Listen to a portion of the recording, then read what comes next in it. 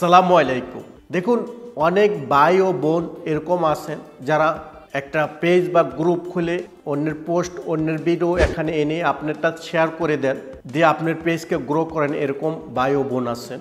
বিশেষ করে আশরাফুজ্জামান ভাই আমাকে অনেক দিন ধরে সাপোর্ট করতেছে, ওনার পেজটা ঠিক এরকম। তো আপনাদের কখন কি করা লাগবে সেই জিনিসগুলো মাথায় রাখবেন। এরকম হলে আপনি পুরা দিনে এক টাইম ফেসবুকে ঢুকছেন, ঢুকার পরে কখনো 6-7টা শেয়ার করে দেবেন না।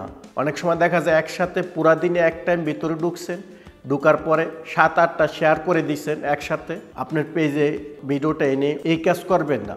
এরকম হলে আপনার পেজ, আপনার অ্যাকাউন্ট সাসপেন্ড হয়ে যেতে পারে। কেন? কারণ আপনার ফেসবুকের যে কমিউনিটি আছে সেটা কিন্তু আপনি ভায়োলেশন করতেছেন। আপনি যদি প্রতিদিন 4টা পোস্ট করেন আপনার পেজে, সেক্ষেত্রে আপনি একদিনকে কনভার্ট করে নেবেন। একদিন যদি 24 ঘন্টা হয় তাহলে 24কে 4 দিয়ে ভাগ করলে 4-6-24।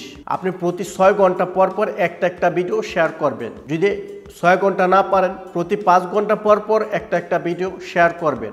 আর যদি আপনি একটু গ্যাপ রেখে রেখে শেয়ার করেন, সেক্ষেত্রে আপনার ভায়োলেশন হবে না। আশা করি আপনার অ্যাকাউন্টে ইমপ্যাক্ট হবে না। দ্বিতীয়ত, আপনারা যেহেতু এখানে শ্রম দিবেন, এখান থেকে আর্নিং করবেন, টাকা উপার্জন করবেন, সেক্ষেত্রে এই জিনিসটা মাথায় রাখতে হবে। তো একটা কথাই সর্বদা খেয়াল রাখতে হবে যে আপনি ফলো করে আপনার অন্যের কন্টেন্ট শেয়ার করলে শুধু ফলোয়ার গেইন হবে।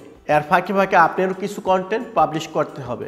যদি আপনার কন্টেন্ট হয়, সেটা ওয়াচ টাইমটা কাউন্ট হবে, এবং আপনার যেগুলো আছে সেইগুলোই কিন্তু আপনি শুধু মনিটাইজ করে ইনকাম করতে পারবেন। তো অন্যেরগুলো দেওয়ার কারণ কি? রিজন হচ্ছে যে আপনার চ্যানেলের ফলোয়ারটা গ্রো করা, ফলোয়ারটা বৃদ্ধি হবে। সেক্ষেত্রে আপনি আপনার যে কন্টেন্টই পাবলিশ করেন, ফলোয়ার বেশি থাকলে ভাইরাল হয়ে যাবে খুব সহজেই।